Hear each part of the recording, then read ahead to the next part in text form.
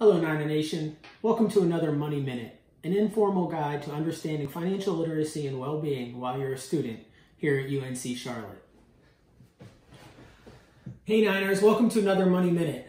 I hope you've been watching this whole series. I'm really enjoying doing them. There's so much information I want to get out, but I know I only have a limited amount of time, so I do talk very fast. Today's Money Minute is needs versus wants. I think this one, when I give workshops or presentations, this is one of the most impactful things for college students because this is really where you have some control over your financial futures. Other things you have no control over. You have to pay tuition. You have to pay rent. You have to, get a meal plan. That spending is already baked into your experience here. However, needs versus wants. This is your discretionary, intentional spending that you make the choice to do. I like to see students graduate with some money in a savings account and not a bunch of credit card debt. And that boils down to understanding needs versus wants. So just like all the Money Minutes, we're going to touch on three key topics and go through them real quick. One, intentionality is key. It's all about being intentional with your money. The world is set up to not be intentional. We'll touch on that in a second. We're going to talk about how wants are everywhere. You can't get away from them.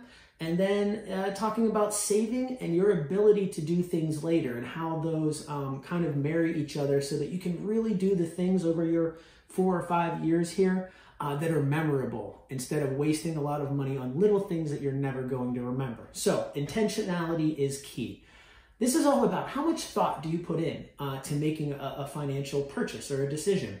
For big ticket items, things hundreds of dollars, we think about them for a long time. We mull over them. We ask other people what their thoughts are. We look up ratings and consumer reports. However, what I want all of you to start thinking is those little purchases that we make, the $3, $4, $8 purchase that really seem inconsequential now, they add up over time to hundreds and thousands of dollars. So I want you all to be more intentional with those little purchases. Just for a split second, do I really need this coffee? Do I really want to buy lunch, or can I take lunch with me?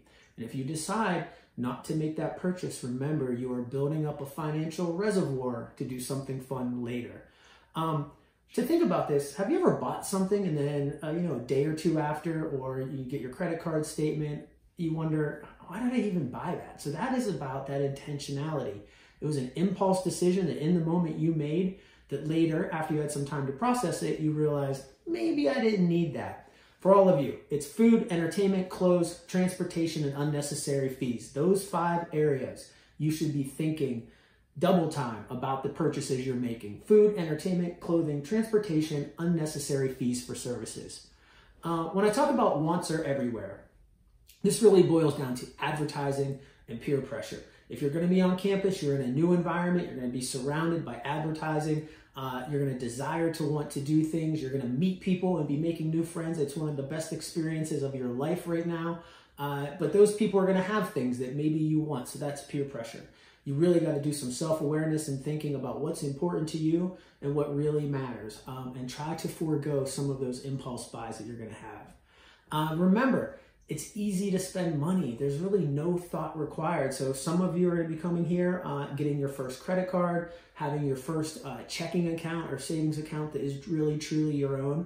And it's easy to spend that money. Just the other day, I had forgotten my wallet and went somewhere. I used my watch to make a purchase. I didn't even have to think twice about it. I just tapped it and moved on. That leads us to spending more than we think we're spending.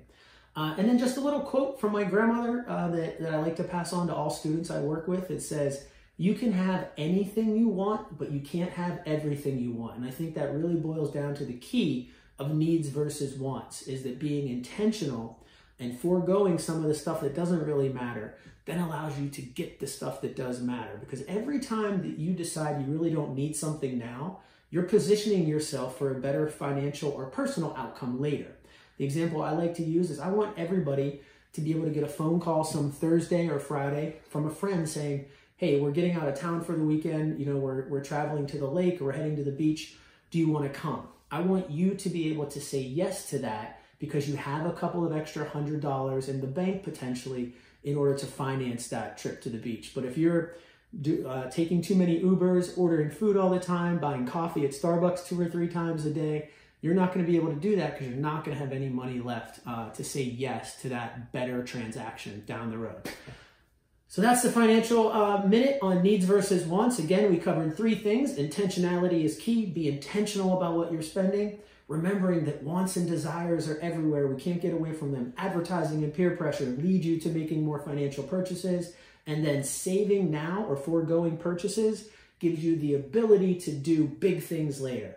That's the Money Minute. Thanks for watching, and we'll see you next time.